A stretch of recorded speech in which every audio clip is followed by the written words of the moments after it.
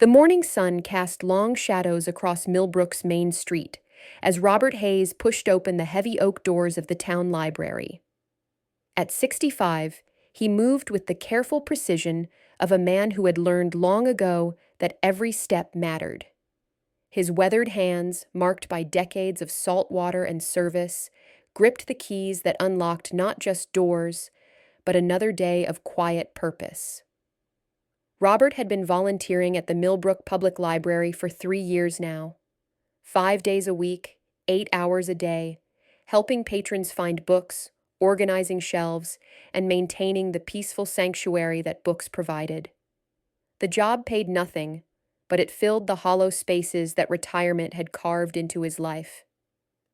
"Morning, Robert," called Sarah Martinez, the head librarian, as she bustled in behind him with her arms full of returned books. At 38, she was young enough to be his daughter, but she treated him with the respect of an equal. "How are you feeling today?" "Can't complain," Robert replied, the same answer he gave every morning. It wasn't entirely true. His left knee ached when rain was coming, a souvenir from a training accident decades ago. His hands cramped sometimes when he shelved too many books, but complaining had never been his way. The library was Robert's world now. Row upon row of books, their spines creating a colorful maze of knowledge and stories. The children's corner with its bright carpet and low tables. The computer section where teenagers typed frantically on social media. The quiet reading area where elderly residents dozed over newspapers. He knew every corner, every squeaky floorboard, every patron's reading habits. Mrs. Chen always took out mystery novels on Tuesdays. Tommy Rodriguez came in after school to use the internet for homework. The Harrison twins liked to hide in the poetry section and whisper secrets they thought no one could hear. Robert wore the same thing every day: pressed khaki pants, a navy blue polo shirt, and comfortable walking shoes. No jewelry except for a simple watch his father had given him 40 years ago. No tattoos visible above his collar. Nothing that would make anyone look twice or ask questions about his past. That was exactly how he wanted it. The library opened at 9, and by 9:15, the usual morning crowd had trickled in. Robert was restocking the biography section when he heard raised voices from the main entrance. Not the whispered arguments of students or the frustrated sighs of patrons with overdue fines. This was different. Aggressive. Mean. 3 teenagers stood near the circulation desk, surrounding a smaller boy who clutched a backpack against his chest like armor. Robert recognized the victim immediately. Danny Kowalski, 15 years old, quiet, smart, and unfortunately an easy target. The leader of the 3 was Jake Morrison, 17, captain of the junior varsity football team, and the kind of kid who had never learned that strength meant protecting others, not intimidating them. His friends, Brad Winters and Mike Chen, flanked him like loyal dogs waiting for scraps. "Come on, nerd," Jake was saying, his voice carrying that particular cruelty that only teenagers could perfect. "Just give us the money. You won't even miss it." Danny shook his head, his face pale but determined. "I told you, I don't have any money. This is for my lunch." "Then you won't be eating today," Brad laughed, reaching for Danny's backpack. Sarah was at the other end of the library, helping an elderly patron with the computer. The other visitors were buried in their books or pretending not to notice. Classic bystander behavior. Robert had seen it in a dozen countries, 100 situations. People looked away because getting involved was complicated, messy, dangerous. Robert set down the biography he'd been shelving and walked toward the group. His steps were measured, quiet, but something in his posture made Jake glance up. "Excuse me," Robert said, his voice calm but carrying an edge that made the teenagers pause. "You boys need to lower your voices.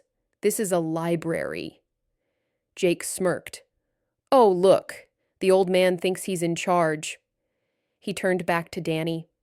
Give us the money or we'll take it anyway.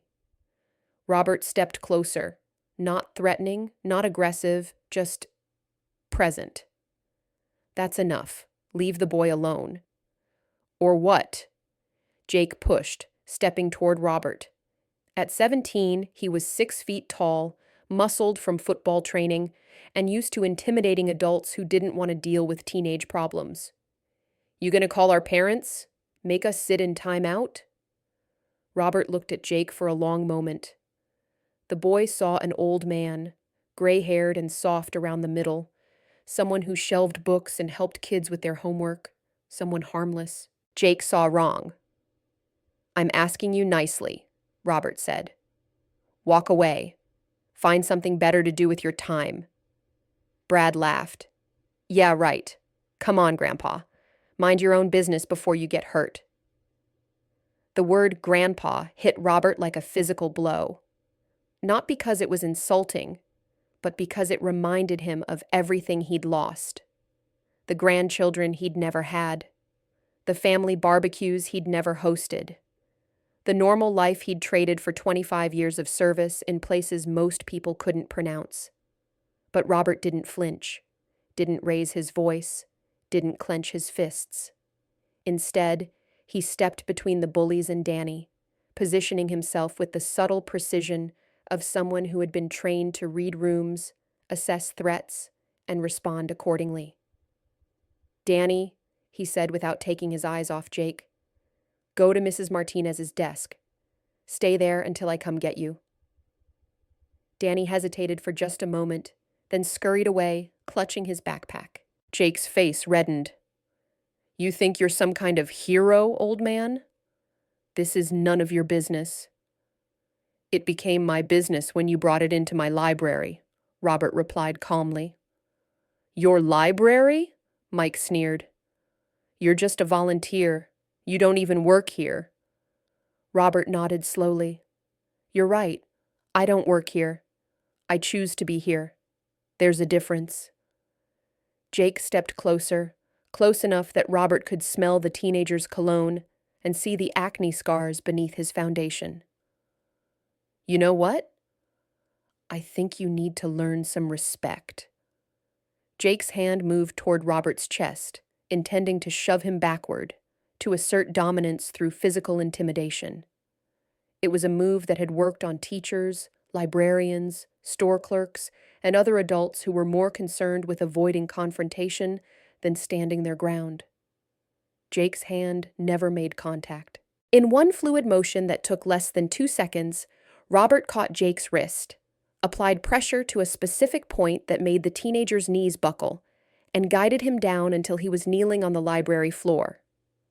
Brad and Mike took a step back, their eyes wide. Robert released Jake's wrist and stepped back, his expression unchanged. I think you boys should leave now.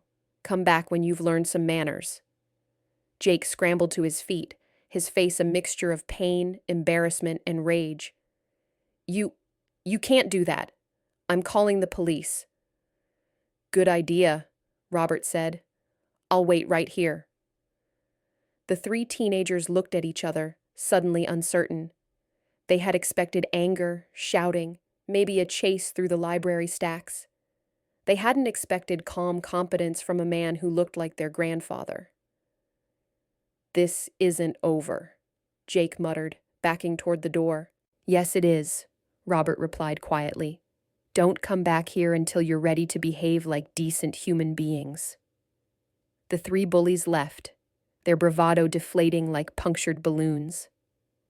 The library fell silent again, the other patrons returning to their books and computers as if nothing had happened. Sarah appeared at Robert's elbow, her eyes wide.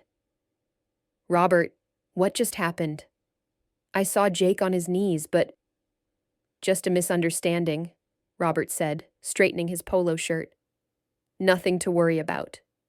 But Sarah had seen something in Robert's movement, something in the way he'd handled the situation that didn't match the quiet library volunteer she thought she knew.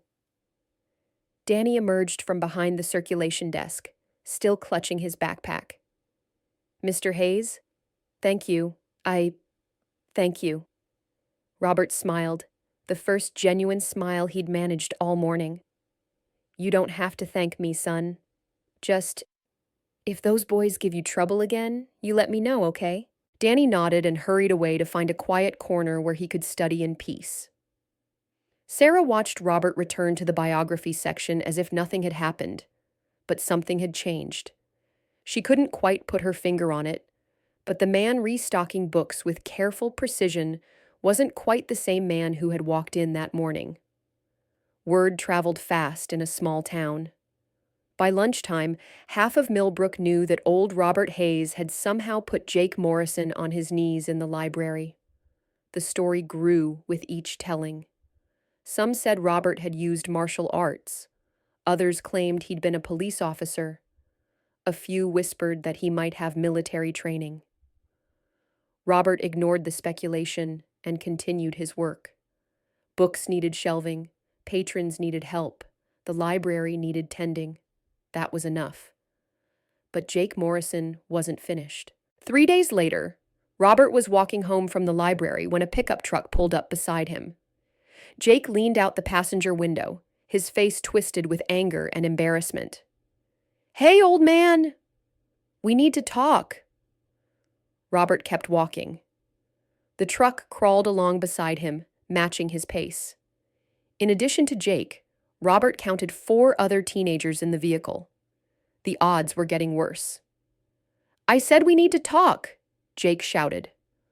Robert stopped walking and turned to face the truck. The driver was someone he didn't recognize, probably a high school dropout who had nothing better to do than drive around with teenagers. The other passengers were a mix of Jake's usual friends and a few new faces, all of them trying to look tough. "What do you want to talk about?" Robert asked calmly. Jake climbed out of the truck, followed by 2 of his friends. The others stayed in the vehicle, engines running, ready for a quick escape if needed. "You embarrassed me," Jake said, stepping close to Robert. "In front of people. That's not okay." Robert nodded. "You're right. It's not okay to be embarrassed. Maybe next time, don't do things that will embarrass you." Jake's fists clenched. "You think you're funny? You think you're tough because you got lucky once?" "I think I'm tired," Robert replied honestly. "I think I want to go home, make some dinner, and read a book. I think you boys should find something constructive to do with your evening." "We found something constructive," said one of Jake's friends, pulling a baseball bat from the truck. "Teaching old men to mind their own business." Robert's posture didn't change, but something shifted in his eyes, something cold and calculating and far older than his 65 years. "Put the bat away," he said quietly. "Walk away. Forget this happened." Jake laughed. "Or what? You'll do that weird wrist thing again? There are 5 of us and 1 of you, Grandpa. Math isn't on your side." Robert was quiet for a long moment, studying the faces around him. Young men, barely out of childhood, pumped full of testosterone and bad decisions. In another time, another place, he might have been training them, teaching them discipline and honor and the weight of responsibility. Instead, they were threatening him on a sidewalk because their pride had been bruised. "You're right," Robert said finally. "The math isn't on my side, but math isn't everything." Jake swung first, a wild haymaker that telegraphed its intention from 3 feet away. Robert sidestepped, caught Jake's arm, and used the teenager's momentum to send him stumbling into the side of the pickup truck. The friend with the baseball bat swung next. Robert ducked under the swing, stepped inside the boy's reach, and applied pressure to his elbow joint until the bat clattered to the pavement. The third attacker hesitated, suddenly realizing that the quiet library volunteer moved like someone who had been in more fights than they could imagine. "Anyone else?" Robert asked, not even breathing hard. The remaining teenagers backed toward the truck, helping their injured friends. Jake's face was bloody from connecting with the vehicle's side mirror. The boy with the bat was cradling his arm and whimpering. This isn't over, Jake said again, but with less conviction than before. Robert picked up the baseball bat, examined it for a moment, then set it gently against a nearby mailbox.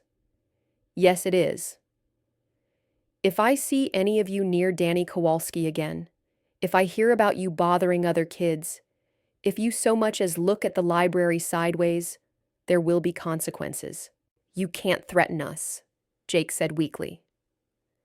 I'm not threatening you, Robert replied.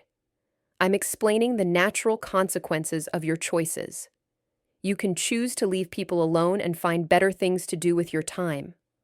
Or you can choose to keep being bullies and deal with people like me. Your choice.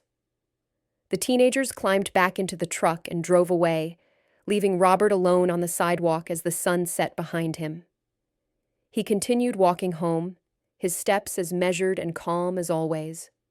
But his hands were shaking slightly, and not from fear, from memory. From the muscle memory of movements he hadn't made in 20 years, from the old reflexes that had kept him alive in places where hesitation meant death. That night, Robert sat in his small apartment, staring at a photo on his mantel. 8 men in desert camouflage, arms around each other's shoulders, grinning at the camera despite the dust and exhaustion. 3 of them had never made it home. 2 others had died in the years since, 1 from cancer, 1 from a car accident. That left 3. Robert, somewhere in Virginia, Mike Torres in Texas, and Marcus Webb, who had stayed in the military and now held the rank of colonel. Robert hadn't spoken to either of them in 5 years. Maybe it was time to change that. The next morning brought rain and a phone call that changed everything. Robert was shelving books in the library's history section when Sarah approached with a concerned expression. Robert, there's someone here to see you. He says it's important. Robert looked up to see a man in his early 40s standing near the circulation desk. Expensive suit, military bearing, and a face that Robert recognized despite the years that had passed. Tommy Rodriguez. The same Tommy who came to the library after school for internet access. But this wasn't a teenager with homework problems. This was Detective Thomas Rodriguez of the state police, and his expression was all business. Mr. Hayes, Detective Rodriguez said as Robert approached. I wonder if we could talk privately. Robert nodded and led the detective to a small conference room behind the reference desk. Sarah watched them go, her concern deepening. Coffee? Robert offered. No, thank you. Rodriguez sat down and pulled out a notebook. Mr. Hayes, I need to ask you some questions about an incident that occurred 3 days ago. A confrontation involving several teenagers. Robert sat across from him, his expression neutral. What would you like to know? Jake Morrison and his friends claim you assaulted them on Oak Street. They have injuries consistent with their story. Do they? Robert asked mildly. Rodriguez studied him for a moment. Mr. Hayes, I've known you for 3 years. You've helped my son with his homework, recommended books for my daughter, and never caused a moment of trouble. But these boys, they're scared of you. Really scared. That doesn't match the man I know. Robert was quiet for a long moment, considering his words carefully. Detective Rodriguez, those boys were threatening a 15-year-old in the library. When I intervened, they decided to escalate the situation. I defended myself. 5 against 1. You defended yourself against 5 teenagers. They're bigger than I am, Robert pointed out. Younger, stronger. One of them had a baseball bat. I was outnumbered and outgunned. I did what I had to do to get home safely. Rodriguez made a note in his pad. Jake Morrison has a broken nose. Brad Winters has a dislocated elbow. They're claiming you attacked them without provocation. Did they mention the bat? Rodriguez looked up. What bat? The baseball bat that one of them pulled from the truck. The one they were going to use to teach me a lesson about minding my own business. The detective's expression shifted slightly. They didn't mention a bat. Robert nodded. I left it leaning against Mrs. Patterson's mailbox. White house with blue shutters, corner of Oak and Third. She probably brought it inside. Rodriguez made another note. Mr. Hayes, I have to ask. Do you have any military training? Martial arts background? Anything that would explain how a 65-year-old library volunteer could handle 5 aggressive teenagers? Robert met his eyes. I've lived a long life, Detective. I've learned a few things along the way. That's not really an answer. It's the only answer I have. Rodriguez closed his notebook and stood up. Mr. Hayes, I'm not going to file charges. The stories don't add up, and frankly, these boys have been causing trouble for months. But I am going to give you some advice. Be careful. Small towns talk, and people are starting to ask questions about who you really are. After the detective left, Robert returned to his shelving with mechanical precision. But his mind was elsewhere, calculating possibilities and preparing for complications. He had hoped to live out his retirement in peaceful anonymity. That hope was fading fast. Sarah appeared at his elbow again, her expression a mixture of concern and curiosity. Robert, is everything okay? Just some kids causing trouble, he replied. Nothing to worry about. But Sarah had heard enough of the conversation to know it was more than that. And that evening, alone in her office, she did something she had never done before. She Googled Robert Hayes. The search results were disappointingly sparse. No social media profiles, no news articles, no professional listings.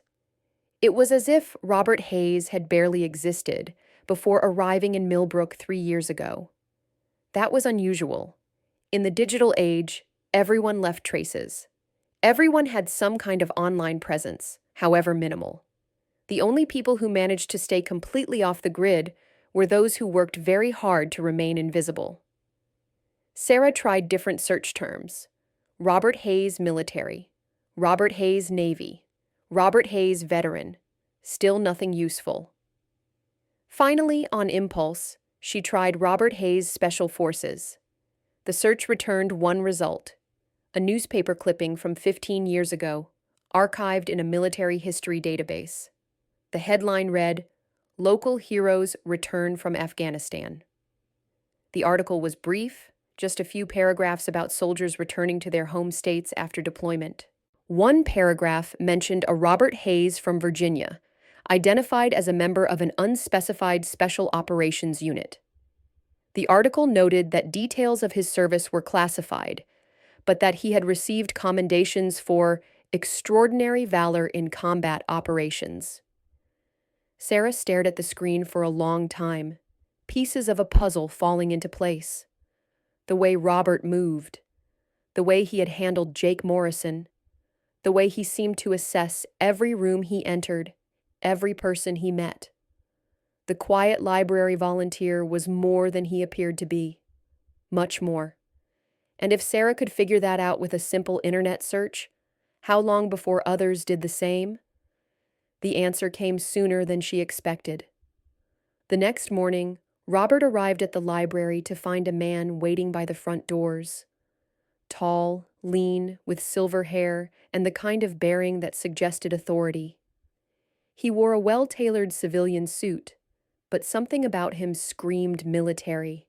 Robert Hayes? The man asked as Robert approached with his keys. That's me. Library doesn't open for another 20 minutes. The man smiled, but it didn't reach his eyes. I'm not here for the library. My name is Colonel Marcus Webb. I think we need to talk. Robert's hand froze on the door key. Marcus Webb. The same Marcus Webb from the photo on his mantle.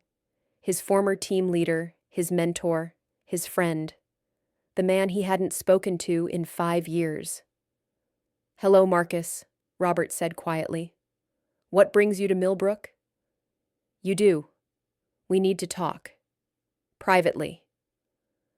Robert unlocked the library doors and led Marcus inside, switching on lights as they walked toward the back office. The familiar smell of books and cleaning supplies surrounded them, but the atmosphere was tense with unspoken history. "Coffee's not made yet," Robert said, settling behind Sarah's desk. Marcus took the chair across from him, studying Robert's face with the intensity of someone trained to read people. "You look good, Bobby. Retirement suits you." "Don't call me Bobby. Haven't been Bobby in 20 years. "Fair enough." Marcus leaned back in his chair. "Robert, then, how are you finding civilian life?" "Quiet, peaceful, everything I hoped it would be." Marcus nodded. "Until 3 days ago." Robert's expression didn't change, but something shifted in his posture. The casual friendliness disappeared, replaced by the wariness of a soldier who had just realized he was in enemy territory. "How did you find me?" Robert asked. Tommy Rodriguez called his cousin in Richmond. His cousin called a friend at the bureau. The friend called me. Marcus shrugged. "Small world." "What do you want, Marcus?" "I want to know why you're beating up teenagers in small-town libraries." Robert bristled. "I didn't beat up anyone. I stopped some bullies from hurting a kid, and then I defended myself when they came after me with weapons. 5 against 1. You put 2 of them in the hospital. They'll heal, and maybe they'll think twice before threatening people who can't fight back." Marcus studied him for a long moment. "You know what this looks like, don't you? Former special operations soldier living under an assumed identity, using military training against civilians. The kind of story that makes headlines and congressional hearings." Robert felt the blood drain from his face. "Assumed identity? Marcus, what are you talking about?" "Robert Hayes died in a car accident in Norfolk 7 years ago. The Social Security Administration has a death certificate on file. Yet here you are, using his name, his identity, collecting his benefits." The room fell silent except for the hum of fluorescent lights and the distant sound of morning traffic. "I needed to disappear," Robert said finally. "After what happened in Syria, after the inquiry, after they hung us out to dry." Marcus leaned forward. "Bobby, Robert, that's over. The inquiry cleared you. All of you. The mission was successful. The intelligence was good. You saved lives. I killed civilians. You killed combatants who were using civilian clothing as camouflage. The review board examined every detail, every decision. You did nothing wrong." Robert shook his head. "Tell that to the families. Tell that to the children who watched their fathers die. Their fathers were planting IEDs that would have killed American soldiers and innocent Iraqi civilians. You stopped them. That's what we were trained to do." Robert stood up and walked to the window, staring out at the quiet street where he had built a new life. "I couldn't handle it anymore, Marcus. The missions, the decisions, the weight of it all. I needed to be someone else. Someone clean." Marcus joined him at the window. "And you found that here? Shelving books and helping kids with homework?" "I found peace. For the first time since I was 18 years old, I found peace." "And now?" Robert sighed. "Now 5 teenagers know I'm not what I appear to be. Now a detective is asking questions. Now you're here, which means other people know where I am." Marcus was quiet for a moment, then spoke carefully. "Robert, there's something else. Something you need to know." Robert turned to face him, reading the expression of a man about to deliver bad news. "Mike Torres is dead."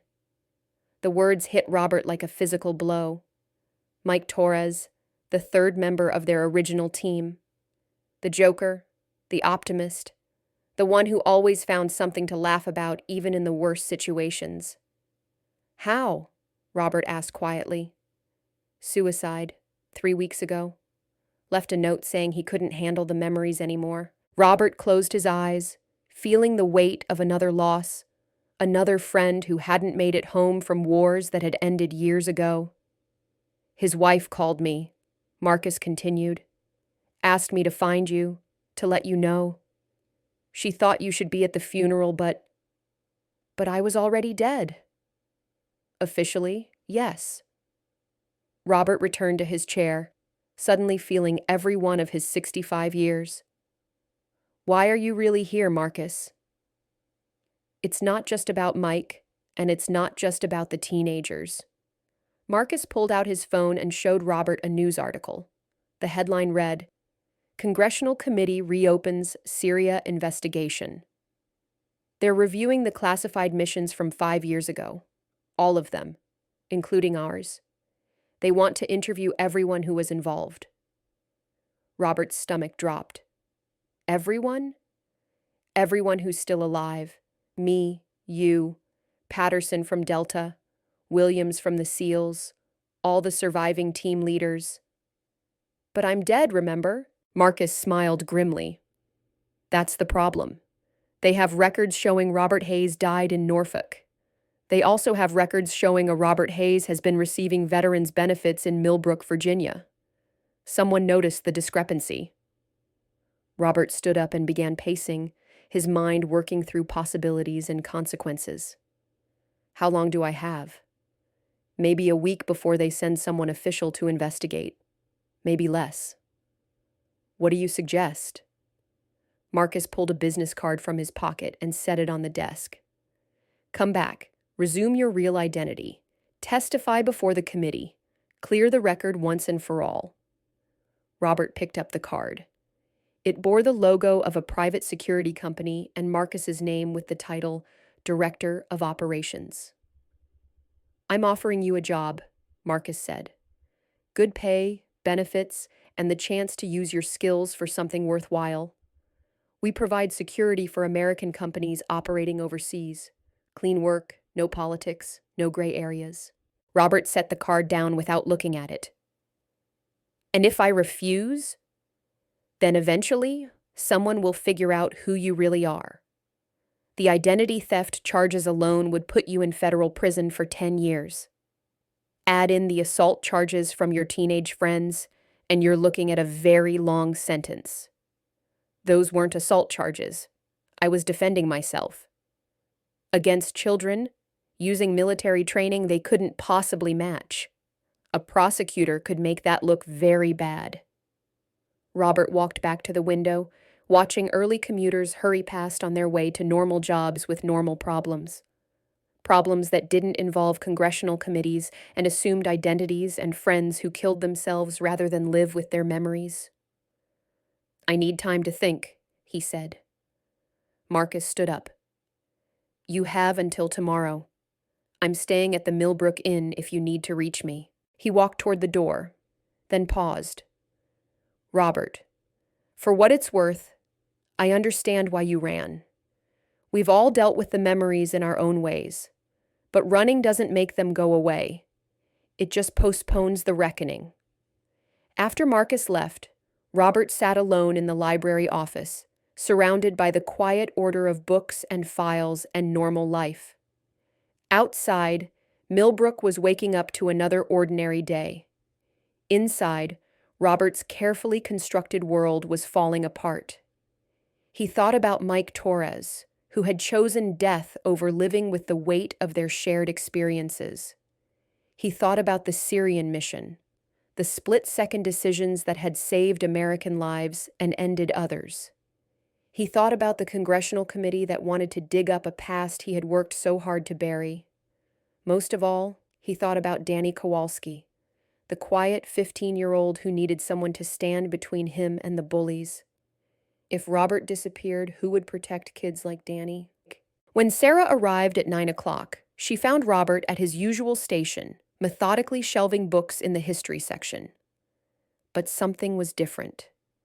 He moved like a man carrying a great weight, and his usual quiet calm seemed forced. Robert?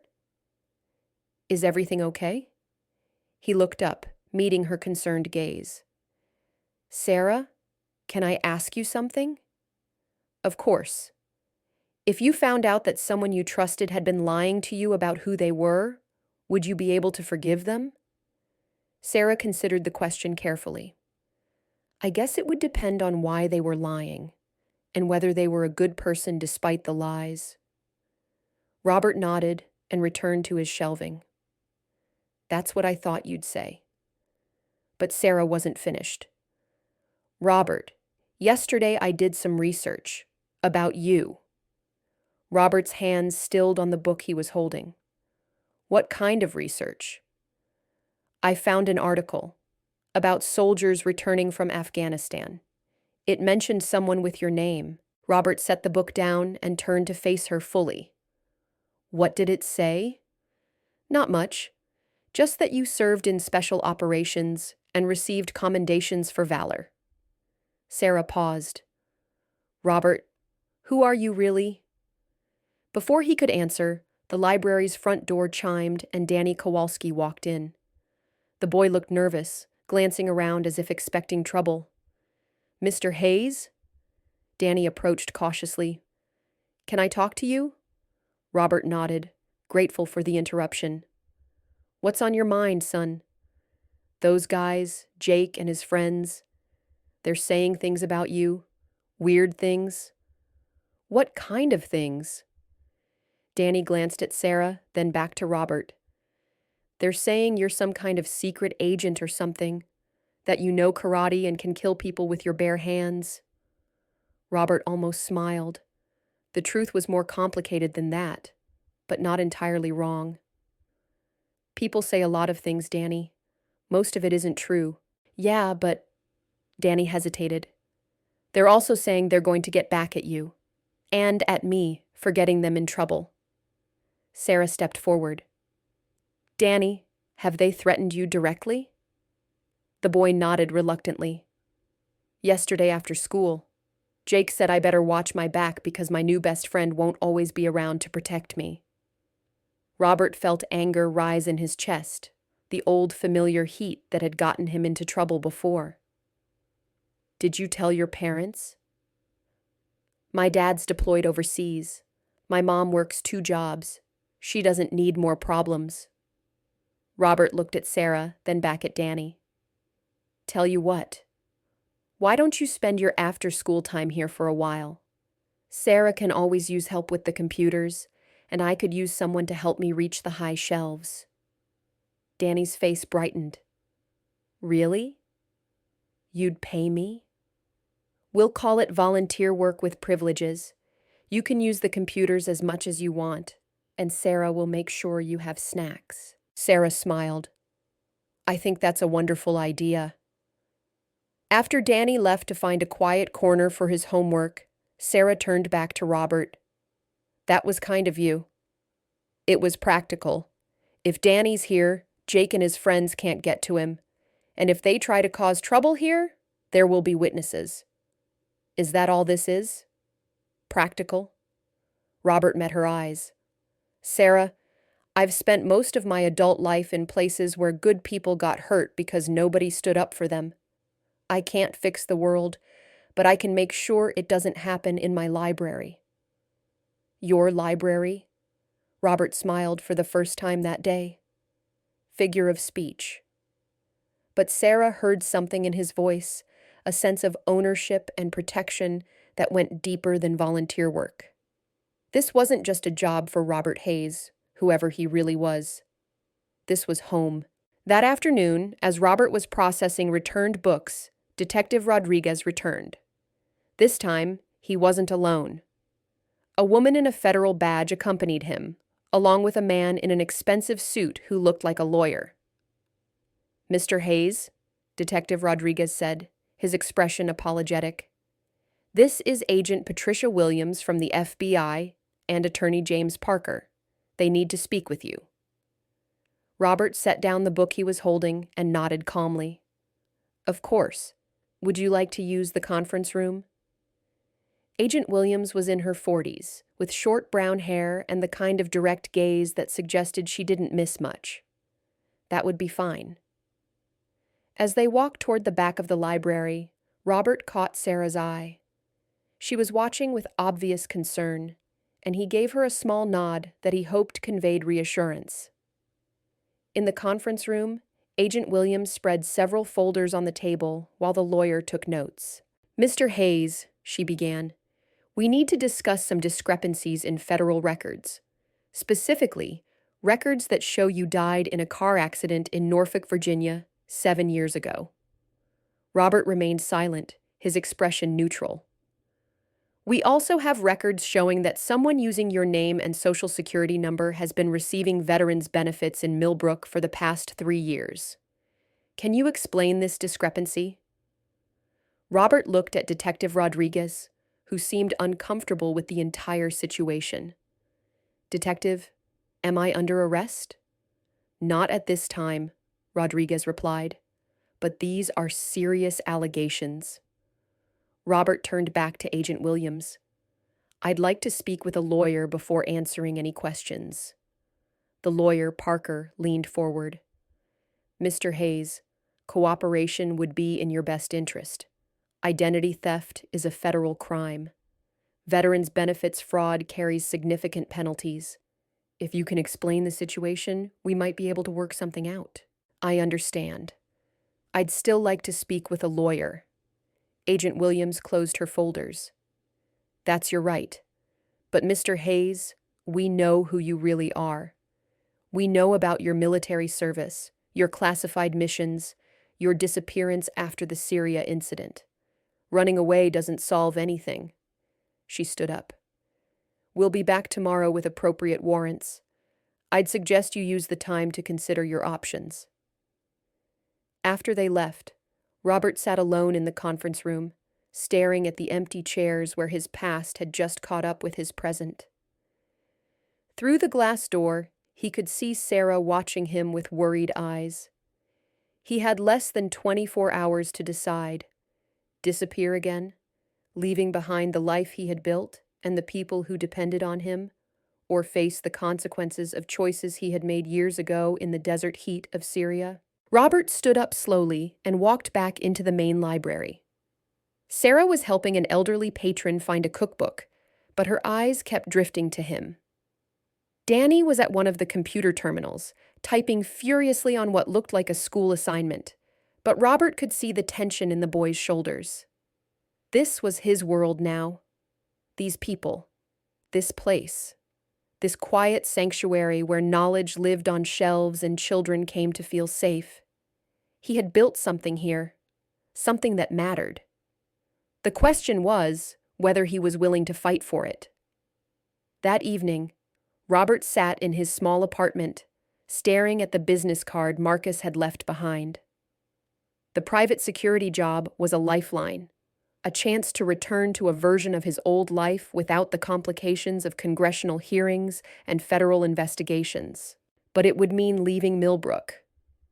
Leaving Sarah and Danny and the dozens of other people who had come to depend on the quiet library volunteer who helped them find books and never asked questions about their personal problems. At 9 o'clock, his phone rang. The caller ID showed a number he didn't recognize. "Hello? Mr. Hayes? This is Mike Torres." Robert's blood went cold.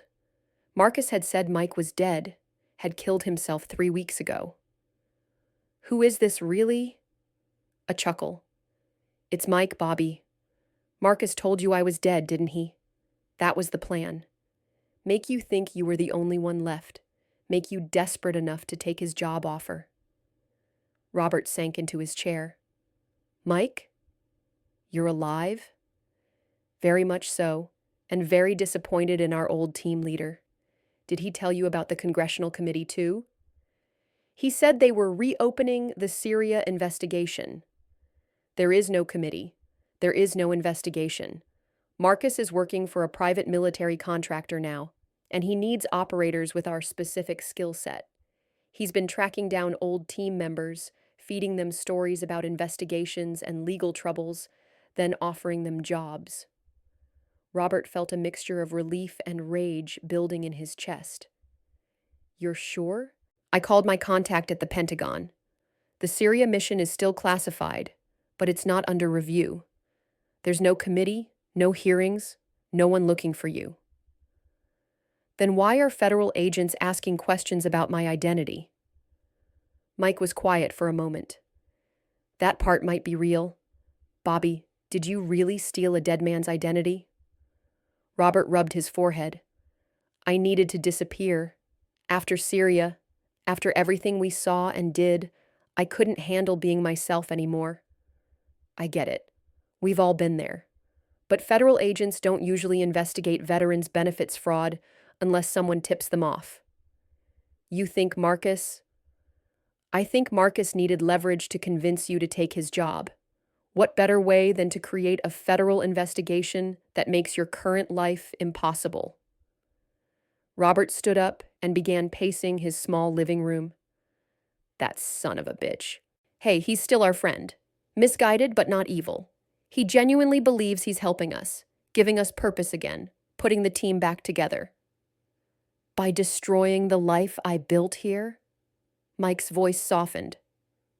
Bobby, what kind of life is it really? Hiding from who you are, using a dead man's name, afraid to get close to anyone because they might ask questions? Robert looked around his apartment. Sparse furniture, no photographs except the old team picture, no personal touches that would reveal anything about his past or his personality. Mike was right. This wasn't living. This was existing. But the people here, Mike, there's a kid who needs protection from bullies, a librarian who's become a friend. If I disappear, then you teach them that the good guys always run away when things get complicated. The words hit Robert like a physical blow because they were true. He had spent his military career standing between innocents and those who would hurt them. Now he was contemplating abandoning people who needed him because the situation had become inconvenient. What do you suggest? Robert asked. Tell the truth. Not the classified parts, not the details that could get people hurt, but the basic truth.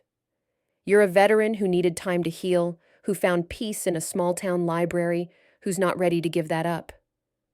And if they arrest me for identity theft, then you get a lawyer and fight it.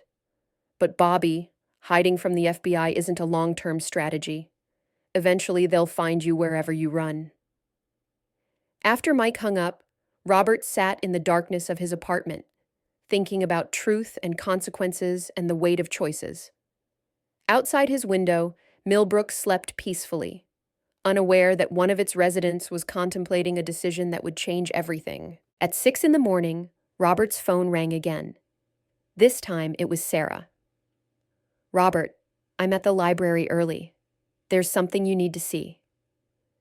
Robert dressed quickly and walked the 8 blocks to the library, arriving to find Sarah standing in front of the building with her arms crossed and her expression furious. Someone had spray-painted liar and fake hero across the front windows in red letters. Below that, in smaller text, we know who you are. I called the police, Sarah said as Robert approached. Detective Rodriguez is on his way. Robert studied the graffiti, recognizing the uneven lettering and poor spelling that suggested teenage vandalism. Jake Morrison and his friends escalating their campaign of harassment. I'm sorry about this, he said quietly. Sarah turned to face him. Robert, I don't care what name you use or what you did before you came here. You've been nothing but kind and helpful to everyone in this town. If someone has a problem with that, they can answer to me. Before Robert could respond, Detective Rodriguez pulled up in his patrol car. He examined the graffiti with a grim expression, then turned to Robert. Jake Morrison again? Probably, though it could be anyone who's heard the rumors. Rodriguez pulled out his notepad. Mr. Hayes, I think it's time you and I had an honest conversation. Off the record. Sarah looked between them. I'll be inside if you need me. After she left, Rodriguez led Robert to a bench across the street from the library. Okay, the detective said. No FBI agents, no lawyers, no recordings. Just 2 men talking. Who are you really? Robert was quiet for a long moment, then spoke carefully.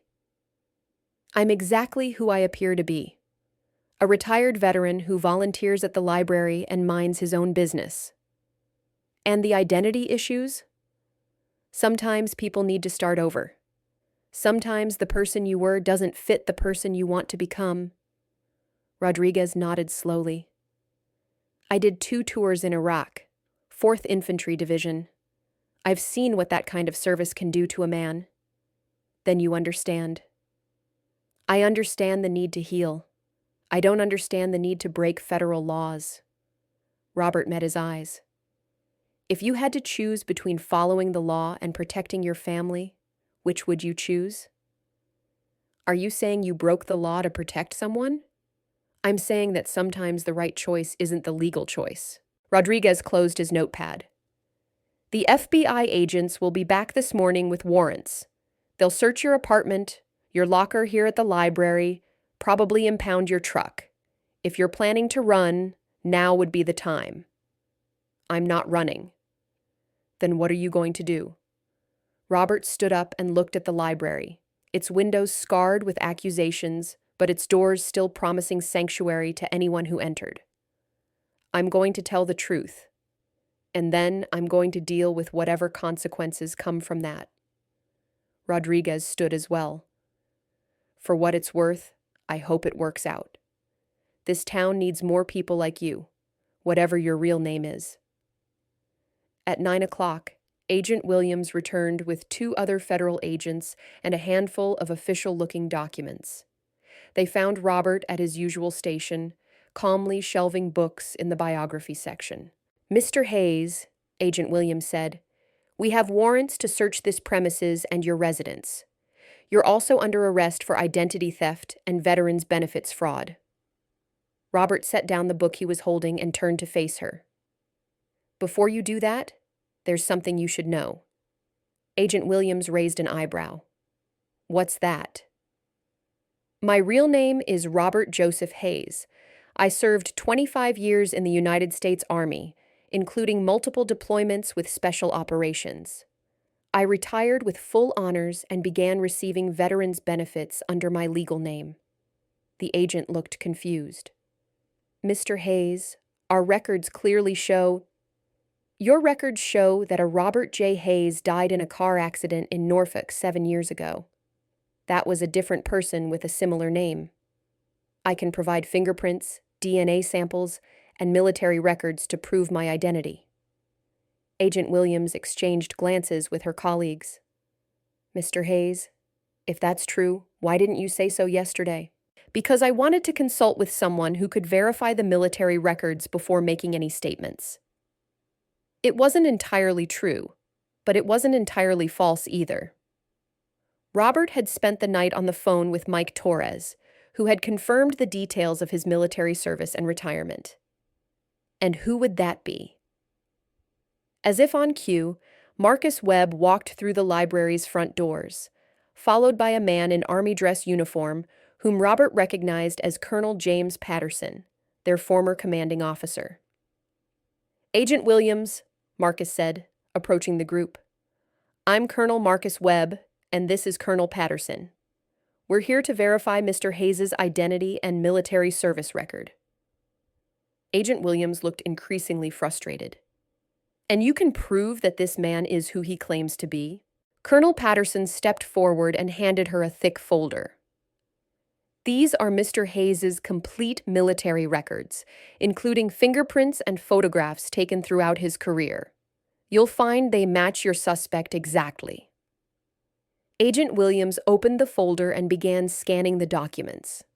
After several minutes, she looked up with a perplexed expression.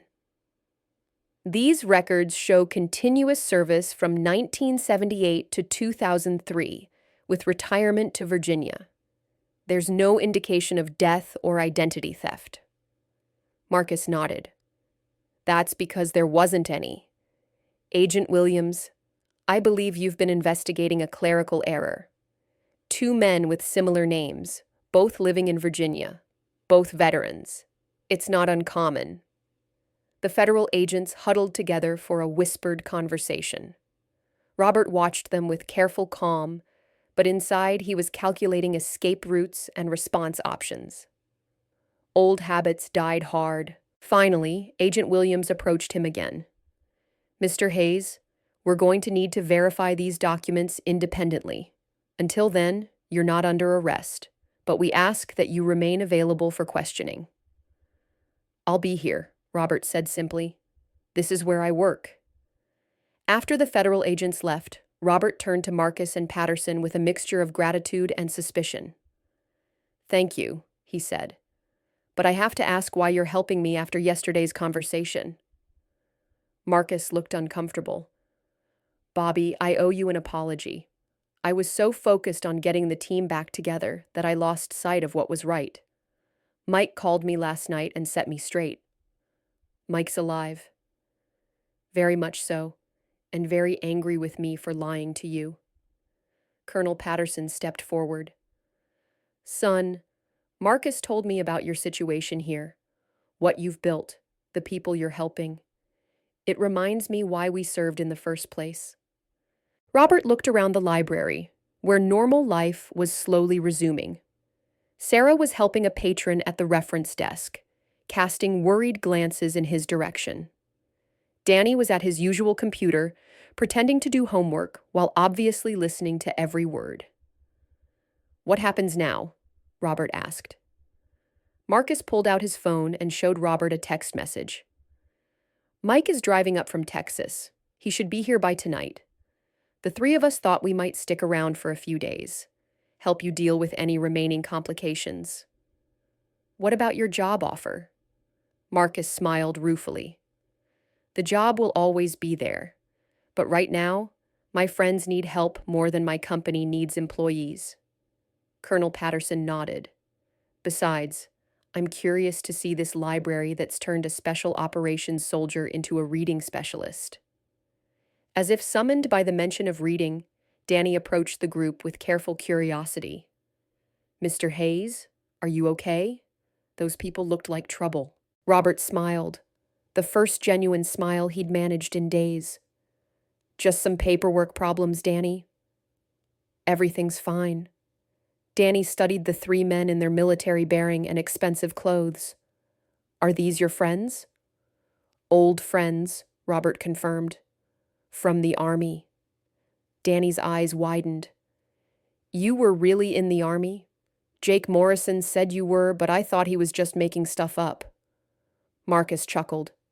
Your Mr. Hayes was one of the best soldiers I ever served with. Cool.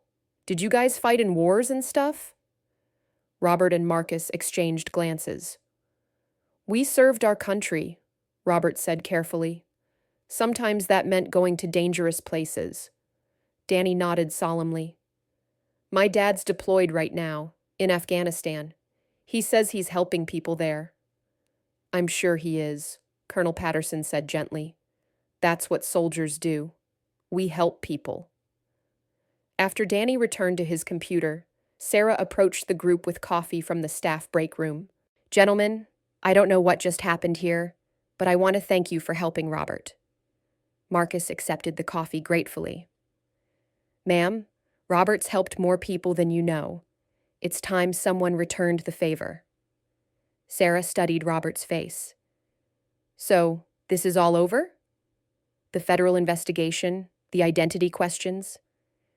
It should be, Robert said, though I suspect there will be paperwork to sort out.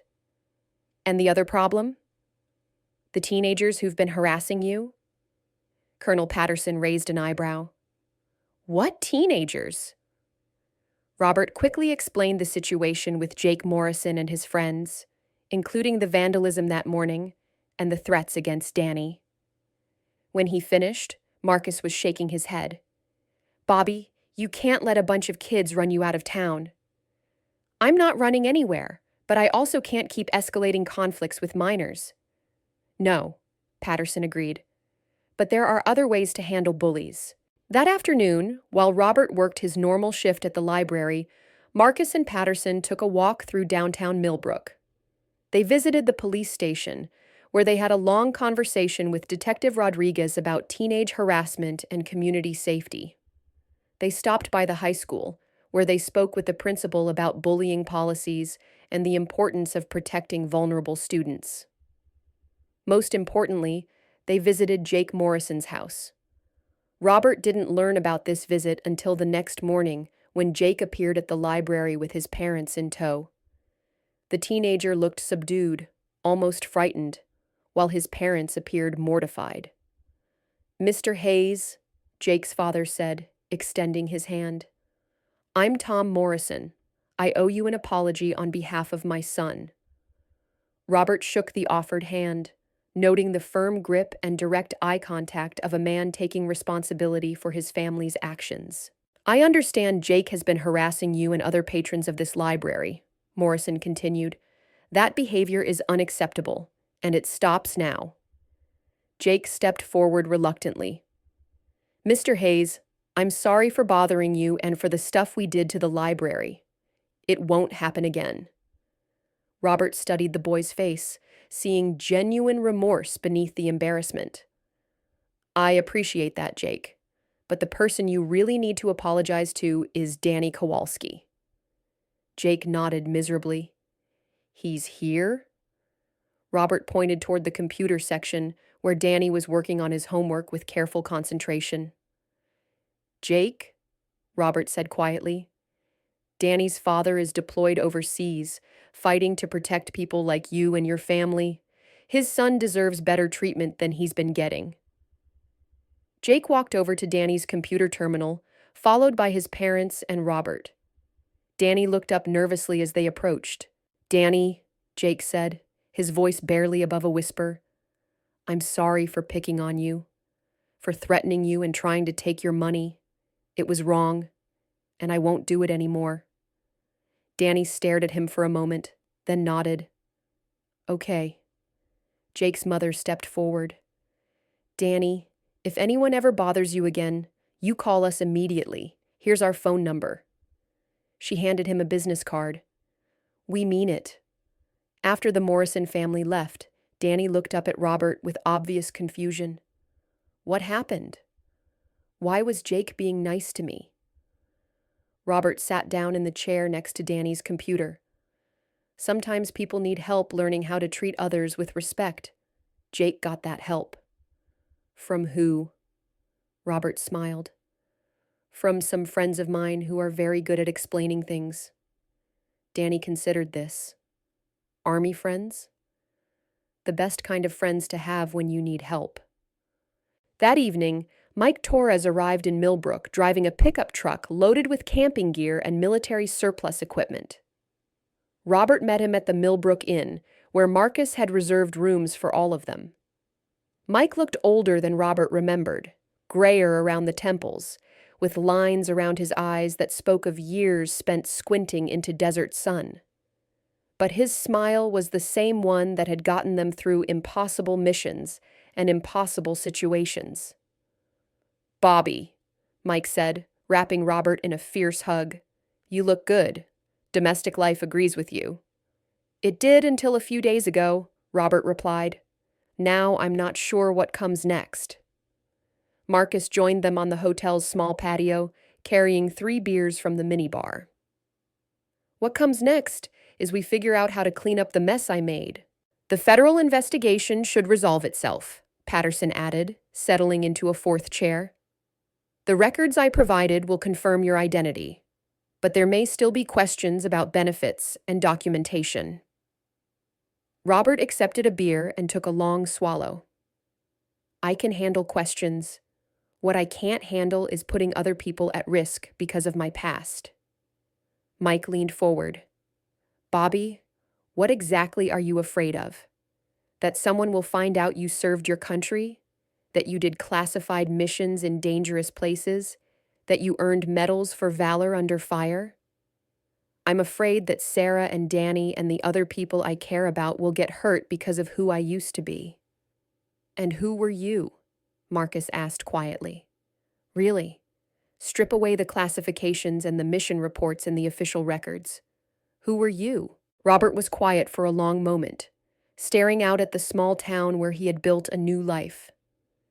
"I was a soldier. I followed orders, completed missions, and tried to keep my men alive. And now I'm a library volunteer who helps kids with homework and shelves books and tries to keep people safe in a different way." Patterson nodded. Sounds like the same man to me, just a different battlefield. The next morning brought unexpected visitors to the library. Robert was processing returned books when Sarah approached with a concerned expression. Robert, there are some people here to see you. They say they're from the Veterans Administration.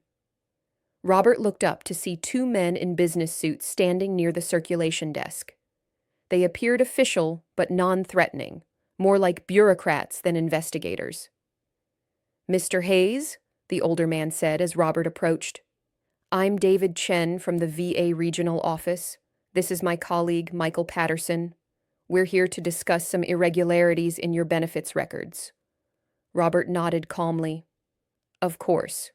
Would you like to use the conference room?" As they walked toward the back of the library, Robert noticed that Marcus and Mike were sitting at one of the reading tables, pretending to browse magazines while clearly keeping an eye on the situation. In the conference room, Chen spread several files across the table. "Mr. Hayes, we've been reviewing your military records and benefits history. There are some discrepancies we need to clarify." "What kind of discrepancies?" "According to our records, you've been receiving disability benefits for injuries sustained during classified operations. However, we have no documentation of those injuries in your official medical files." Robert had been expecting this question. The injuries occurred during operations that are still classified. The medical records were sealed to protect operational security. Chen nodded. "That's what we suspected. However, we need to verify your disability status to ensure you're receiving the correct level of benefits." Patterson opened a different folder. "We'd like to schedule you for a comprehensive medical evaluation at the Richmond VA Medical Center. It's routine for cases involving classified injuries." "When would this happen?" "As soon as possible. We can arrange transportation if needed." Robert considered the request. A medical evaluation would require him to discuss injuries and circumstances that were still classified. It would also mean leaving Millbrook at a time when his presence was needed. "Can I have some time to consider this?" Chen and Patterson exchanged glances. "Mr. Hayes, this isn't optional. Federal law requires regular verification of disability benefits. If you refuse the evaluation, your benefits will be suspended pending review." After the VA representatives left, Robert sat alone in the conference room, staring at the forms they had left behind. The medical evaluation was scheduled for the following week, which gave him very little time to prepare. Marcus appeared in the doorway, followed by Mike. "Problems?" Marcus asked. Robert explained the situation, including the requirement for medical evaluation and the potential suspension of benefits. Mike whistled softly. "They're being thorough." "Too thorough," Marcus added. "Bobby, this feels like more than routine bureaucracy." "What do you mean?" "I mean, someone is pushing for a comprehensive review of your records, someone with enough influence to mobilize multiple federal agencies." Robert felt a chill run down his spine. Who would do that? Someone who benefits from creating problems for former special operations personnel. Someone who wants to pressure experienced operators into private sector work. The implications hung in the air like smoke from a distant fire. Mike leaned against the doorframe. "Marcus, are you saying this whole thing might be connected to your job recruiting?" Marcus looked uncomfortable. "It's possible. The company I work for has contracts with several federal agencies. They might have the resources to create bureaucratic pressure." Robert stood up abruptly. "You're telling me that my entire life has been turned upside down so that some private military company can recruit me?" "It's just a theory." "It's more than a theory. It's conspiracy and harassment and possibly illegal coercion." Marcus held up his hands. "Bobby, I swear I didn't know about any of this. When I came here, I thought I was helping an old friend get his life back on track." Robert studied his former team leader's face, looking for signs of deception. Marcus appeared genuinely distressed by the possibility that he had been manipulated into manipulating others. "What company do you work for?" Robert asked. "Blackwater Solutions. They're a subsidiary of—" "I know who they are." Robert's voice was cold. "I also know their reputation for acquiring personnel through questionable methods." Mike stepped between them. "Okay, let's assume Marcus is telling the truth and he's been used as unwitting bait. What do we do about it?" Robert walked to the window and looked out at the library's main floor, where normal life continued, unaware of the complicated web of federal agencies and private contractors that was closing around him. "We fight back," he said quietly.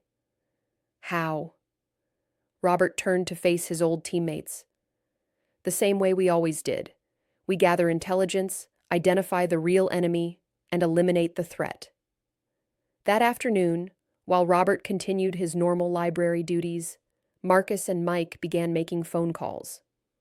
They contacted former colleagues, military lawyers, and investigative journalists who specialized in private military contractors. By evening, they had assembled a disturbing picture. Blackwater Solutions has been systematically targeting retired special operations personnel, Marcus reported. They create artificial crises, legal problems, financial difficulties, family emergencies, then offer solutions that require the targets to accept employment. Mike nodded grimly. "We found at least a dozen cases in the past 2 years. All former Tier 1 operators, all pressured into taking private contracts. And if they refuse? The problems don't go away. Legal cases drag on for years. Benefits get suspended indefinitely. Some guys have lost their homes, their families, their freedom." Robert absorbed this information with growing anger. "So my choice is to work for these people or have my life destroyed by bureaucratic warfare. That seems to be the plan." Robert was quiet for a long moment, then spoke with quiet determination. "There's a third option, which is we expose them, publicly, completely, and with enough evidence to shut down their recruitment operation." Marcus looked skeptical. "Bobby, these people have resources we can't match. They have contracts with federal agencies, political connections, unlimited funding." "They also have something we don't," Robert replied. "What's that?" "Something to hide." The next morning, Robert called in sick to the library for the first time in 3 years. Instead of shelving books and helping patrons, he spent the day in a Richmond hotel room with Marcus, Mike, and Colonel Patterson, planning what they privately called Operation Transparency. The plan was simple in concept, but complex in execution. They would gather evidence of Blackwater Solutions' illegal recruitment practices, document the company's use of federal agencies to harass veterans, and release everything to major news outlets simultaneously. Patterson had contacts in military journalism. Mike knew investigative reporters who specialized in contractor fraud. Marcus, despite his association with the company, still had access to internal communications and personnel files. Robert's job was to act as bait. "You go to the medical evaluation as scheduled," Patterson explained. "But you wear a recording device and document everything. If they're using the VA to pressure you, we need proof."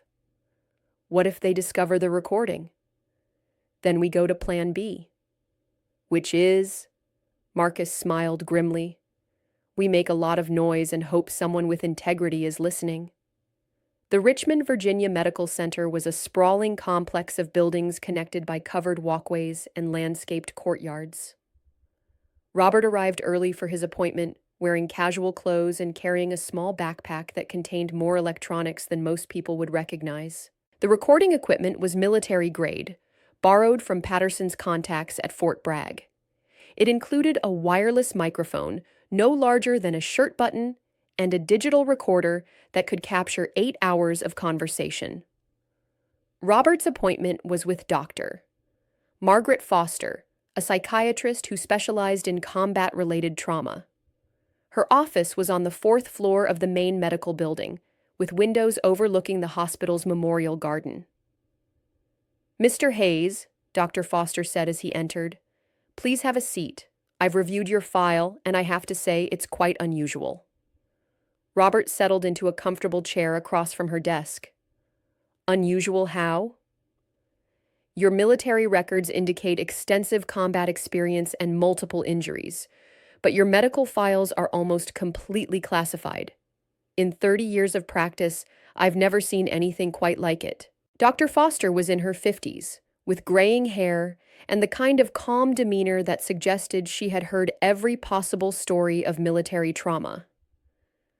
"Dr. Foster, can I ask who requested this evaluation?" She consulted her notes. "The request came through the VA's Special Review Office. Apparently, there are questions about your disability rating and benefit eligibility." "What kind of questions?" "The specifics weren't provided. My job is to conduct a comprehensive psychological evaluation and assess your current mental health status." For the next 2 hours, Robert answered questions about his military service, his mental health, his adjustment to civilian life, and his current living situation. Some questions were routine, the kind any veteran might expect. Others were surprisingly specific. "Mr. Hayes, have you ever been contacted by private military contractors about employment opportunities?" Robert paused, pretending to consider the question. "Not recently." "Why do you ask?" "Some veterans with your background report being recruited aggressively by private companies. It can be a source of stress." "I haven't experienced that." Dr. Foster made a note. "What about legal problems? Any issues with federal agencies or law enforcement?" "Nothing significant." More notes. "And your current living situation?" "You volunteer at a library in Millbrook?" "That's correct." "That seems like an unusual choice for someone with your background. Most men with your qualifications pursue more challenging work." Robert met her eyes. "I find helping people with their reading quite challenging enough." Dr. Foster smiled. "I'm sure you do. Mr. Hayes, I'm going to be direct with you. Your psychological profile suggests someone who thrives on high-stress situations and complex problem-solving. Library work, while admirable, doesn't seem to match your personality or skill set." "What are you suggesting?" "I'm suggesting that you might be happier in work that better utilizes your abilities. There are opportunities available for men with your experience." Robert leaned back in his chair. "What kind of opportunities?" Dr. Foster opened a desk drawer and pulled out a business card. "A colleague of mine works with a company that provides security services to American businesses overseas. They're always looking for qualified personnel." Robert took the card. It bore the logo of Blackwater Solutions. "Dr. Foster, are you recommending that I seek employment with this company?" "I'm suggesting that you consider all your options. Veterans with your background sometimes struggle with the transition to civilian life. Meaningful work can be an important part of maintaining mental health." Robert pocketed the card. "I'll consider it." "Excellent. Mr. Hayes, based on our conversation today, I'm going to recommend that your disability benefits continue at their current level. However, I would like to schedule a follow-up appointment in 6 months to assess your progress." After leaving the medical center, Robert drove to a parking garage downtown and called Marcus. "It's worse than we thought," he reported. "The psychiatrist directly recommended Blackwater Solutions. She had business cards ready." "Jesus, that's not bureaucratic pressure. That's active recruitment through federal health care." "Marcus, how many other veterans are going through this?" "We're still investigating, but it could be hundreds, maybe thousands." Robert sat in his truck, staring at the business card Dr. Foster had given him, thinking about all the veterans who might have accepted similar cards because they saw no other choice. "Marcus, I want to take the job." What? Bobby, you can't be serious. I'm completely serious. If we're going to expose this operation, we need someone on the inside. Someone who can document their methods and gather evidence of their illegal recruitment practices. That's incredibly dangerous. If they suspect you're investigating them, then I'll deal with that when it happens. But right now, we need proof of what they're doing. Real proof, not speculation and circumstantial evidence. Marcus was quiet for a long moment. I can't ask you to do this. You're not asking? I'm volunteering? Bobby, if you go undercover with Blackwater, you'll have to leave Millbrook. Leave the library, leave Sarah and Danny, leave the life you've built. Robert looked toward the distant Blue Ridge Mountains, where Millbrook nestled in a valley that had become home. Sometimes you have to leave home to protect it. 2 days later, Robert called the number on Dr. Foster's business card. He was connected to a recruiter who seemed unsurprised by his call. Mr. Hayes, we've been hoping to hear from you. Dr. Foster spoke very highly of your qualifications. I'm interested in learning more about employment opportunities. Excellent. Can you come to our Richmond office tomorrow for an initial interview? Robert agreed and spent the evening with Marcus, Mike, and Patterson, preparing for the most important mission of his civilian life. Remember, Patterson cautioned, you're not just gathering evidence. You're also documenting a pattern of behavior that affects thousands of veterans. This is bigger than your personal situation. Mike handed him an updated recording device, smaller and more sophisticated than the previous one. This will capture everything within a 20-foot radius. Battery life is 14 hours. Marcus looked troubled. Bobby, I still think this is too dangerous.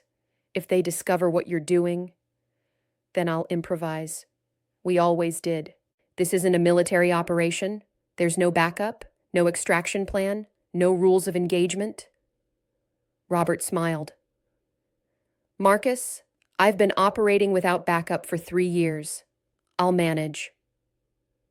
The Blackwater Solutions office occupied 2 floors of a modern building in Richmond's financial district.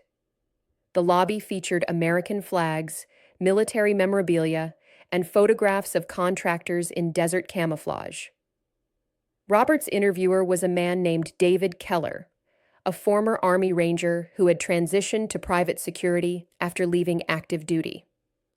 Mr. Hayes, your resume is impressive. 25 years in special operations, multiple combat deployments, commendations for valor, exactly the kind of background we look for. Thank you. Can you tell me more about the work? Keller pulled out a presentation folder. We provide security services to American companies operating in challenging environments: Iraq, Afghanistan, parts of Africa, and South America. The pay is excellent, the work is meaningful, and you'd be serving alongside some of the best operators in the business. What kind of security services?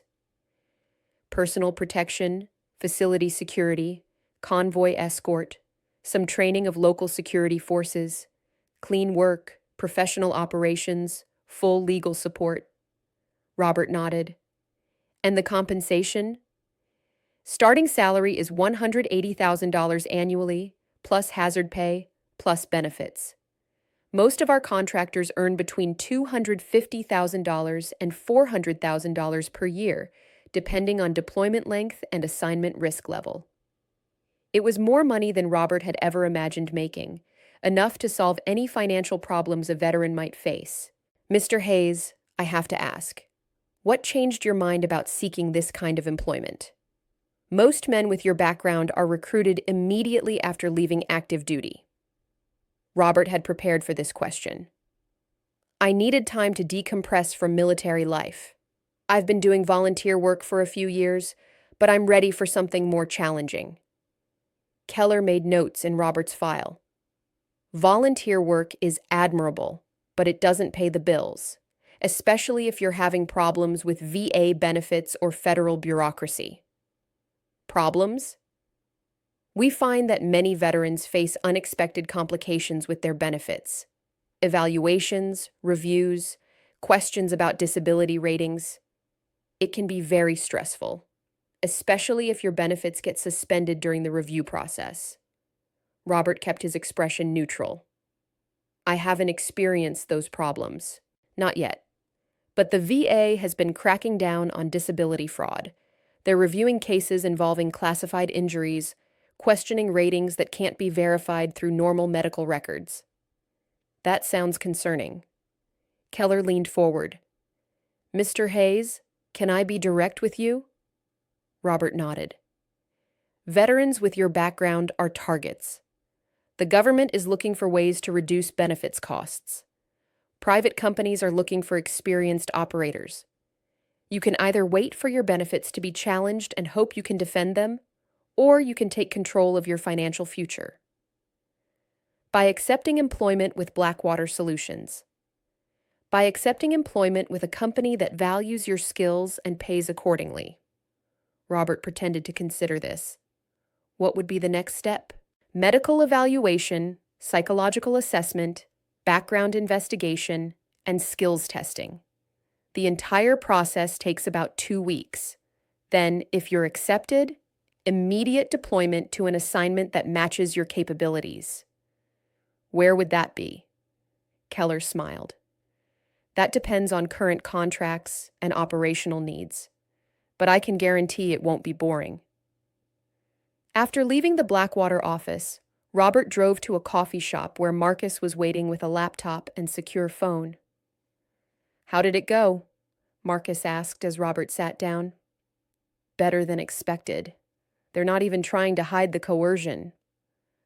Robert pulled out the business card Keller had given him. They directly told me that veterans with classified backgrounds are being targeted for benefits reviews, and that accepting private employment is the only way to avoid financial problems. Marcus plugged a small device into his laptop. Let's hear the recording. For the next hour, they listened to Robert's conversation with Keller, taking notes on specific statements that suggested illegal recruitment practices. This is good, Marcus said finally, but we need more. We need documentation of their relationship with federal agencies, proof that they're coordinating these harassment campaigns. I go back next week for the full evaluation process. That should give me access to more of their operation. Marcus looked concerned. Bobby, what if they offer you an immediate deployment? What if they try to separate you from your support network before we can gather enough evidence? Robert had been thinking about the same problem. Then we accelerate our timeline. How much evidence do we need before going public? Enough to convince a federal prosecutor to open an investigation. Enough to make the story too big for them to suppress. Robert's phone buzzed with a text message from Sarah. Hope your appointment went well? Danny asked when you'll be back. Library feels empty without you. The message hit him harder than he expected. In pursuing justice for unknown veterans, he was risking the relationships that had made his life meaningful. Marcus, what if we can't stop them? What if exposing Blackwater just makes them more careful about covering their tracks? Then at least we'll have warned other veterans about what they're facing. Robert stared at his phone, thinking about Danny Kowalski and the other kids who came to the library for help with homework and safety from bullies. If he disappeared into the private military world, who would protect them? There has to be another way, he said. Like what? Robert was quiet for a moment, then spoke with growing conviction. What if we don't just expose them? What if we destroy their entire recruitment operation? Marcus raised an eyebrow. How? By giving them something they can't resist. Something so valuable that they expose their entire network trying to get it. Bobby, what are you thinking? Robert smiled, the expression of a man who had just seen a solution to an impossible problem. I'm thinking it's time to remind these people who they're dealing with. That evening, Robert returned to Millbrook and found Sarah working late at the library, processing a shipment of new books. "Robert!" She looked up with obvious relief. "How did your appointment go?" "Complicated," he replied, settling into a chair beside her desk. "Sarah, I need to tell you something about who I am and what's been happening." For the next hour, Robert told her everything. His military service, the identity complications, the federal investigation, and the private company that was trying to force him into employment through bureaucratic harassment. Sarah listened without interruption, her expression shifting from surprise to concern to anger. "They're doing this to other veterans too?" she asked when he finished. "Dozens, maybe hundreds." Sarah stood up and began pacing around her desk. "That's horrible. These are people who served their country, and they're being manipulated and coerced by private companies? Companies with federal contracts and political connections?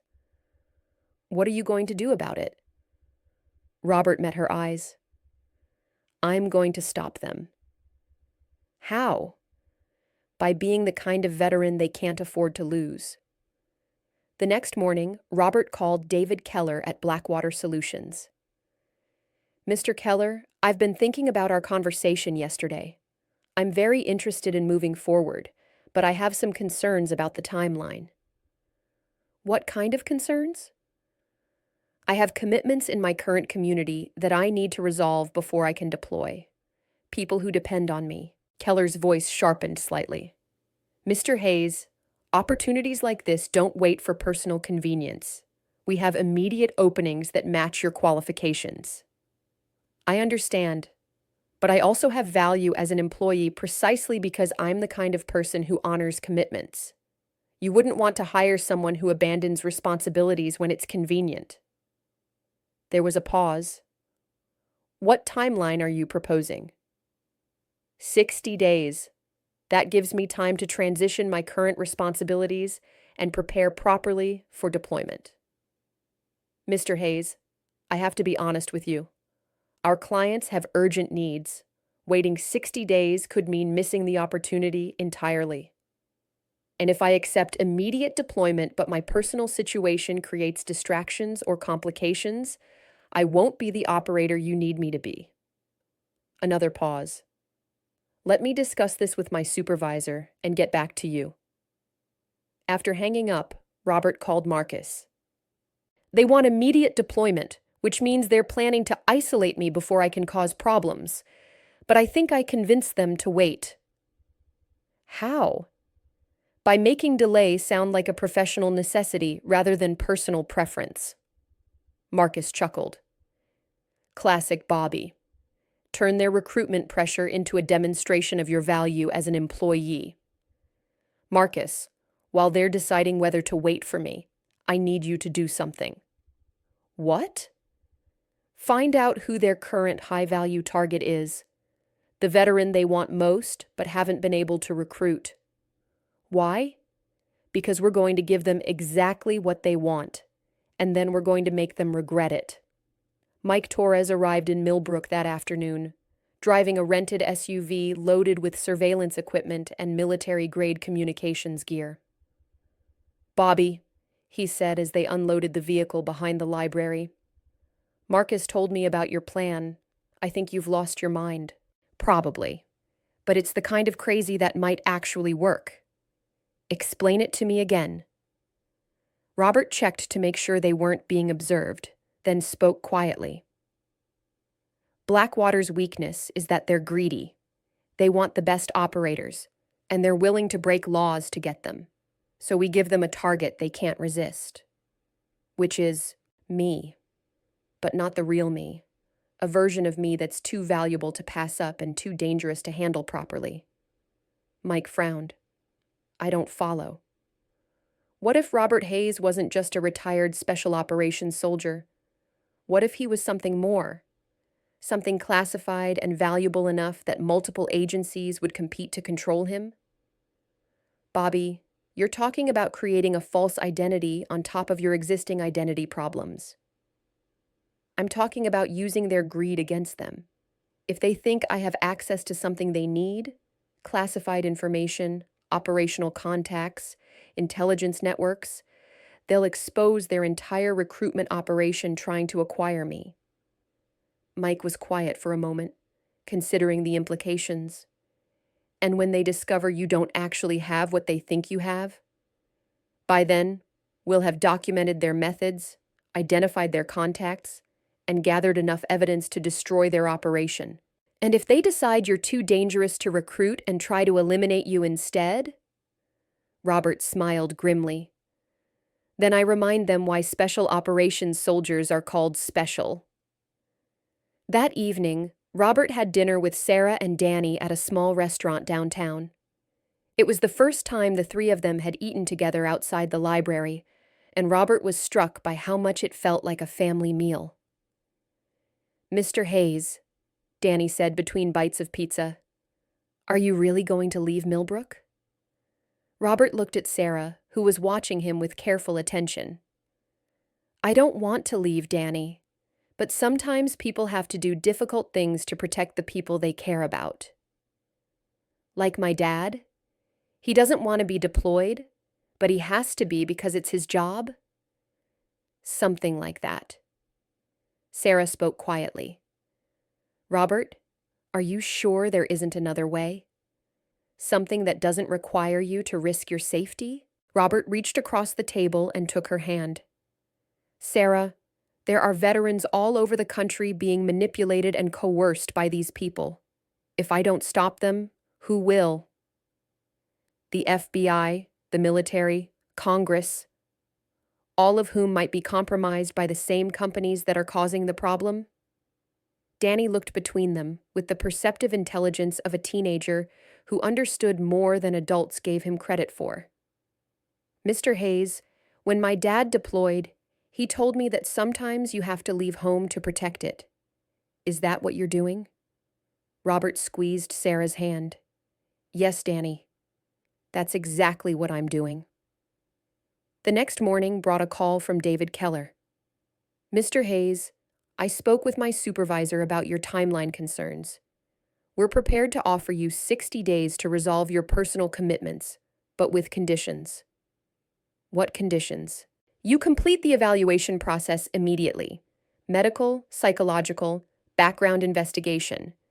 That way, when your 60 days are up, you can deploy immediately." "That seems reasonable."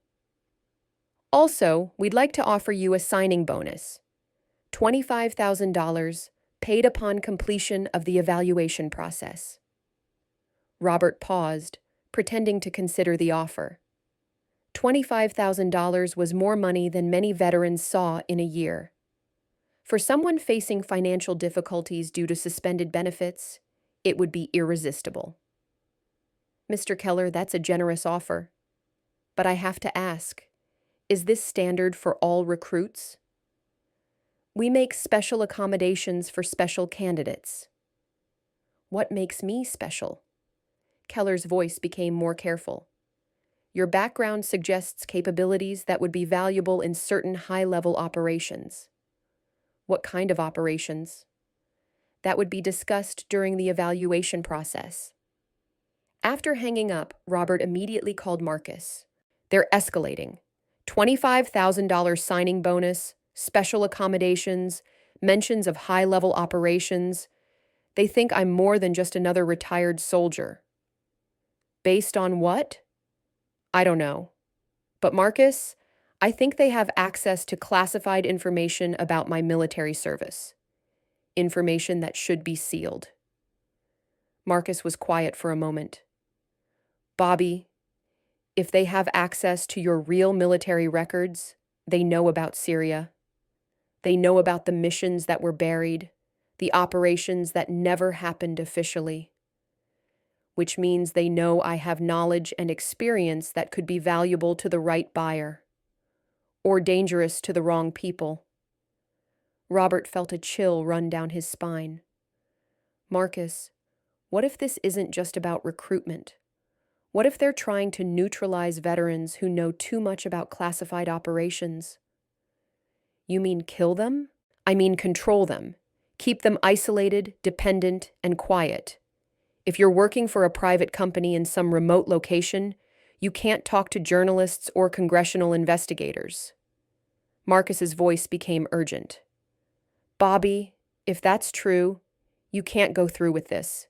It's too dangerous. Marcus, if that's true, then I'm the only one who can stop them, because I'm the only one they want badly enough to expose their entire operation. Robert's evaluation at Blackwater Solutions was scheduled for the following Monday. He spent the weekend with Marcus and Mike, preparing for what they all knew might be his last chance to gather the evidence they needed. The recording equipment is sewn into the lining of your jacket, Mike explained.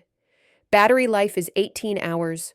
Range is unlimited as long as you're within 50 miles of the receiver. Marcus handed him a cell phone.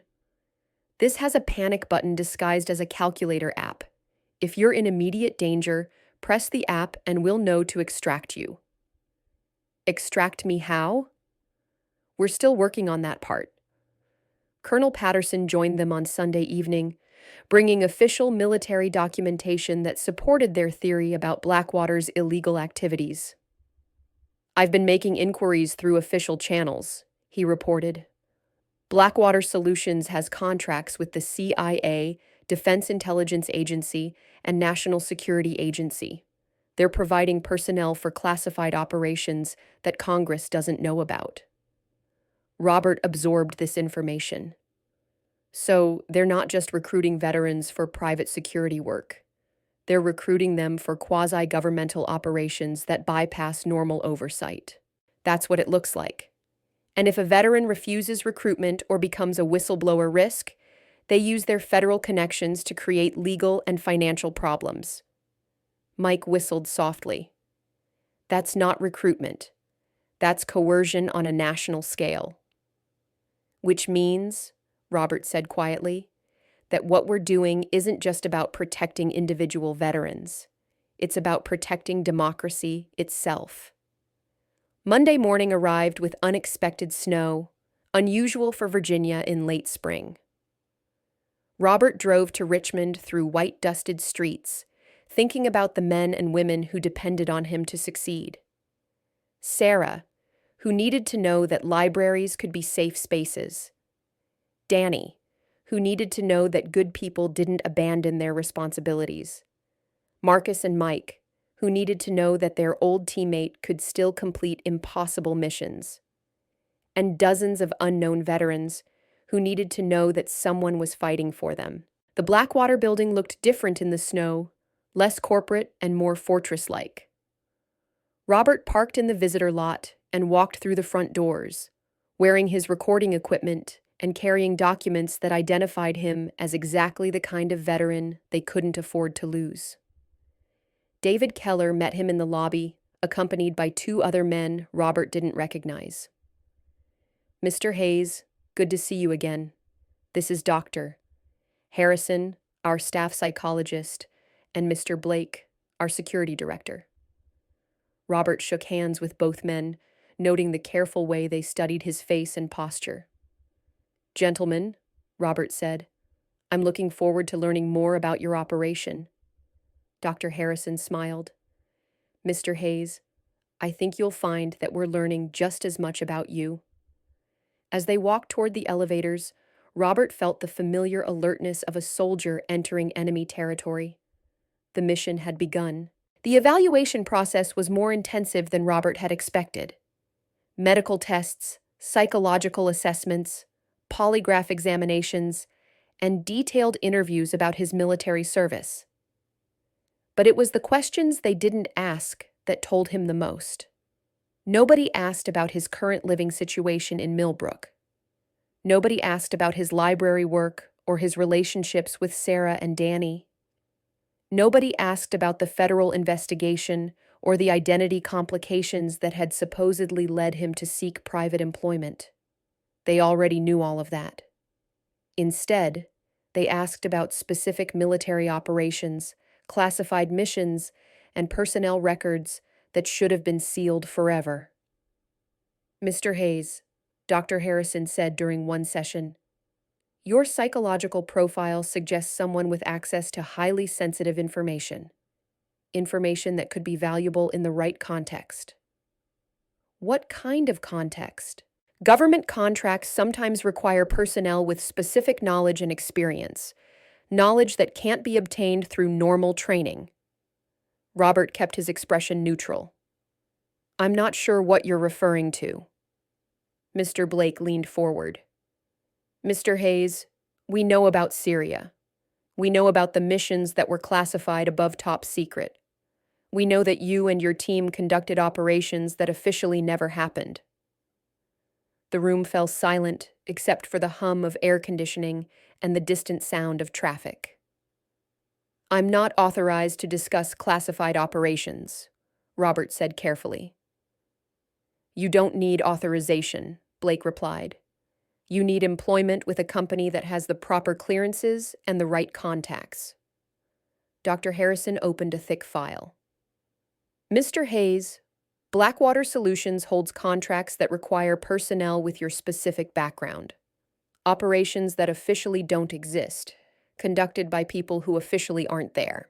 Robert felt pieces of the puzzle falling into place. You're not recruiting veterans for private security work. You're recruiting them for classified government operations that Congress doesn't oversee. Blake smiled. We're recruiting patriots who understand that sometimes national security requires flexibility in terms of legal and procedural constraints. And if they refuse, why would they refuse? We offer excellent compensation, meaningful work, and the chance to continue serving their country. But if they did refuse? Blake's smile faded. Mr. Hayes, veterans with your background and knowledge represent potential security risks if they're not properly managed. It's better for everyone if they're employed in contexts where their expertise can be properly utilized and their discretion can be ensured. Robert understood now. This wasn't recruitment. It was conscription with a corporate facade. Mr. Blake, are you telling me that veterans don't actually have a choice about accepting employment with your company? I'm telling you that veterans who possess sensitive information have a responsibility to ensure that information is protected. Employment with authorized contractors is one way to meet that responsibility. Robert looked around the room, noting the positions of doors, windows, and potential weapons. Old habits. And if a veteran decides that their responsibility lies elsewhere? Blake opened a different folder. Mr. Hayes, we're aware of your recent legal complications, identity issues, federal investigations, questions about benefits eligibility. These problems could become very serious very quickly, or they could disappear just as quickly. Exactly. Robert had heard enough. Gentlemen, I think I understand the offer you're making. Let me consider it overnight. Dr. Harrison looked surprised. Mr. Hayes, we were hoping to conclude the evaluation process today. I'm sure you were, but decisions this important require careful thought. Robert stood up, noting how Blake's hand moved instinctively toward his jacket. Armed, probably with backup nearby. I'll be in touch tomorrow, Robert said, walking toward the door. Blake stood as well. Mr. Hayes, I hope you understand that certain opportunities are time-sensitive. Robert turned back with a smile that didn't reach his eyes. Mr. Blake, I hope you understand that certain people are patience-sensitive. As Robert left the building, he activated the panic button on his phone. Within an hour, Marcus and Mike would know that the mission had been successful, but that extraction might be necessary sooner than planned. The evidence was clear now. Blackwater Solutions was operating a systematic program to identify, recruit, and control veterans with classified knowledge. Those who cooperated received lucrative employment. Those who refused faced legal harassment, financial pressure, and potentially worse consequences. But Robert had one more card to play. That evening, he called David Keller. Mr. Keller, I've given your offer careful consideration. I'm prepared to accept employment with Blackwater Solutions, but I have some conditions. Keller's voice was cautious. What conditions? I want a written contract guaranteeing my compensation and benefits. I want to review the specific operations I'll be involved in before deployment, and I want assurance that my current legal issues will be resolved as part of the employment agreement. Mr. Hayes, some of those requirements might be difficult to accommodate. Then you might want to reconsider how badly you need my services. There was a long pause. Can you come in tomorrow morning? I think we can work something out. I'll be there. After hanging up, Robert called Marcus. They took the bait. Tomorrow morning, they're going to offer me a written contract that documents their entire illegal operation. Bobby, are you sure about this? If they suspect you're recording them, they won't suspect anything until it's too late. And if you're wrong? Robert looked out his apartment window at the lights of Millbrook, thinking about Sarah and Danny and all the other people who deserved to live in a world where veterans weren't treated as commodities to be bought and sold. Then I'll handle it the way we always did, Marcus. Whatever it takes to complete the mission. The next morning brought clear skies and a sense of finality. Robert dressed carefully, ensuring that his recording equipment was properly concealed, and drove to Richmond for what he knew would be the last act of his infiltration. The Blackwater building was busier than before, with additional security personnel and several government vehicles in the parking lot. Robert noted the license plates and vehicle types, information that would be useful for Marcus and Mike's investigation. David Keller met him at the security desk, accompanied by a woman Robert hadn't seen before. Mr. Hayes, this is Janet Morrison, our legal counsel. She's prepared the contract documents you requested. Morrison was in her 40s, with the sharp intelligence of someone who specialized in making illegal activities appear legitimate. Mr. Hayes, she said as they walked toward the conference room, I think you'll find our offer quite comprehensive. The contract was indeed comprehensive. 12 pages of detailed terms, compensation schedules, and operational requirements. But it was the appendices that contained the real evidence Robert needed. Appendix A listed specific classified operations that Blackwater personnel would conduct. Operations in Syria, Afghanistan, Iraq, and several countries that the United States wasn't officially operating in. Appendix B detailed the company's relationships with federal agencies, including specific contacts at the CIA, NSA, and Department of Defense, who authorized and oversaw their operations.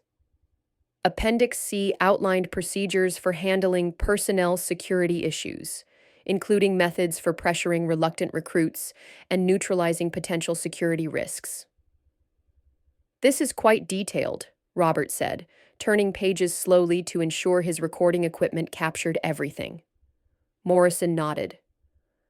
We believe in transparency with our employees. I notice that some of these operations appear to violate international law. Mr. Hayes, international law is a complex subject. Our legal department ensures that all operations comply with relevant authorizations and executive orders. Whose authorizations? Morrison consulted her notes. The operations listed in Appendix A are authorized under Presidential Finding 47B, which grants expanded authority for covert actions in support of national security objectives. Robert had never heard of Presidential Finding 47B, which meant it was either highly classified or completely fabricated.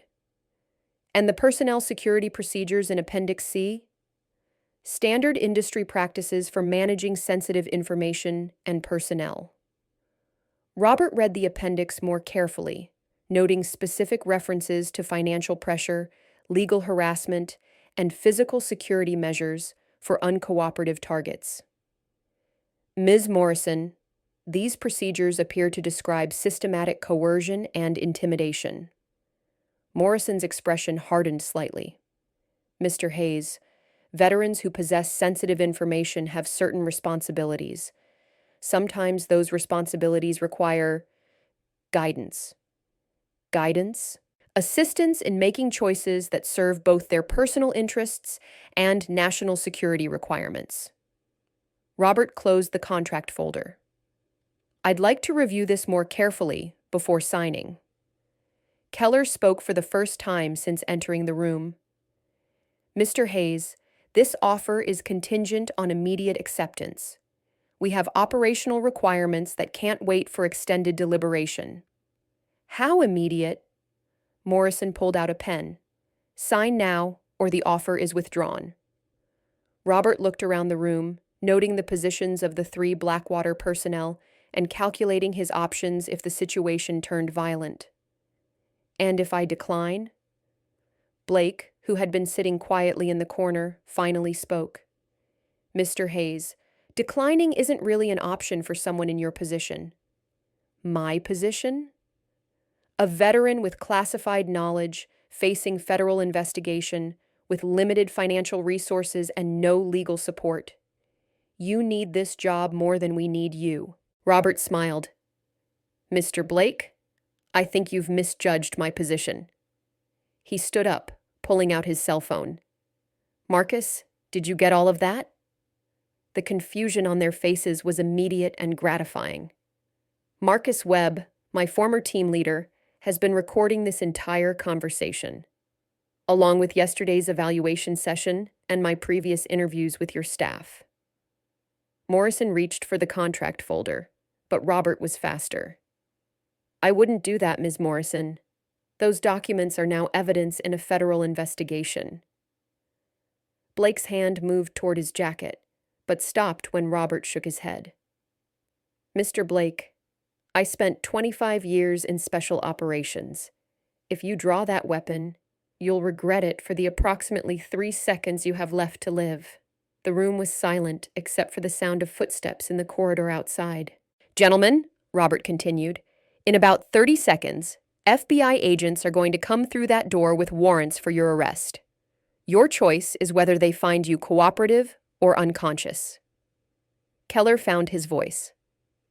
Mr. Hayes, you don't understand what you're interfering with. These operations are authorized at the highest levels of government. Then you have nothing to worry about. I'm sure your lawyers will sort it out. The conference room door opened, and Agent Patricia Williams entered, followed by 6 other federal agents with weapons drawn.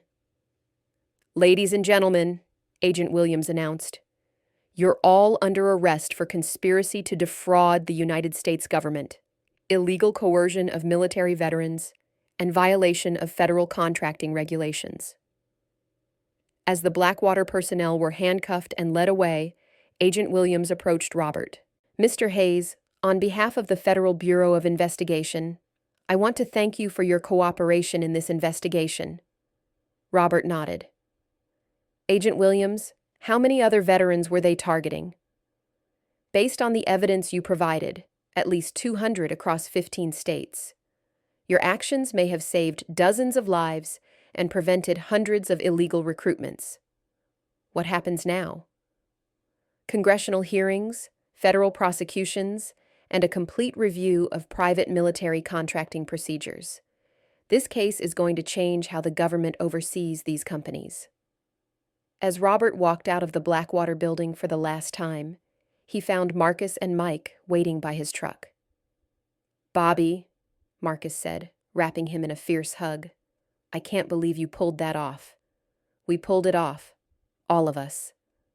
Mike grinned. So what's next? Back to the library? Robert looked toward the Blue Ridge Mountains, where Millbrook waited with its quiet streets and peaceful routines. Yes, he said. Back to the library. Back to the work that actually matters.